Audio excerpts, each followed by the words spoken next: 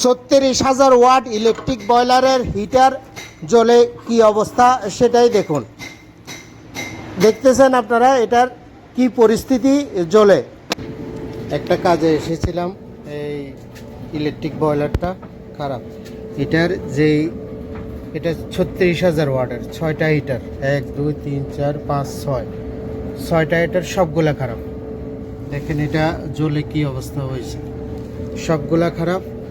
এই হিটারগুলা এখন সবগুলা চেঞ্জ করতে হবে এই বয়লার। আমি এখন একটা একটা করে এই হিটারগুলা খুলব, তবে সবগুলা হিটার আমি চেঞ্জ করব না, যেহেতু কাস্টমারের সবগুলা হিটার চেঞ্জ করলে কাস্টমারের অনেক টাকা আসবে। বাই দ্য ওয়ে আপনাদের জানার জন্য বলে নিই, এই বয়লারটা শুধু একটা স্টিম আয়রন প্রেস চলে। তো একটা স্টিম আয়রন প্রেস চলার জন্য 36,000 ওয়াটের প্রয়োজন পড়ে না, এটা 24,000 ওয়াটেও চলে। অর্থাৎ প্রতিটা হিটার 6,000 ওয়াট করে। তাহলে 4টা হিটার যদি আমি লাগাই তাহলে 24,000 ওয়াট হবে।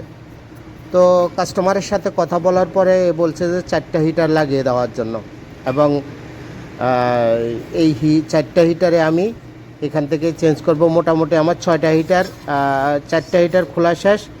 এখন একটা একটা করে আমি এই 4টা হিটার ফিটিং করব। এই যে দেখতেছেন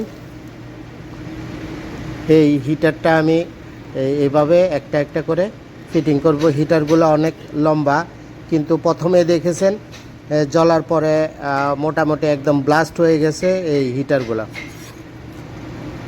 তো এই হিটারগুলো ফিটিং করার সময় খুবই সাবধানতা অবলম্বন করতে হয়, কারণ যদি লিক আসে তাহলে সঙ্গে সঙ্গে হিটারগুলো কেটে যায়, এবং একটা যদি লিক হয় অন্য সবগুলো শর্ট হয়ে যায়, হিটারগুলো দ্রুত কেটে যায়।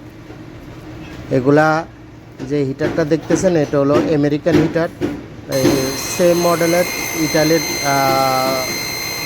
চায়নার হিটারও আছে। এখন আমি এখানে 3টা প্লাস একটা 4টা হিটার ফিটিং করেছি, এবং মোটরটা আমি চালু করেছি, অর্থাৎ বয়লারটা চালু করেছি। এখন পানি উঠাইতেছে, পানি উঠানোর পরে হিটারটা চালু হবে। এখনও হিটার চালু হয় নাই। মোটামুটি আমার পানিও উঠে গেছে, এখন হিটারটা চালু হয়ে গেছে। 4টা হিটার চালু হয়েছে। এখন আমি অ্যাম্পিয়ার চেক করব।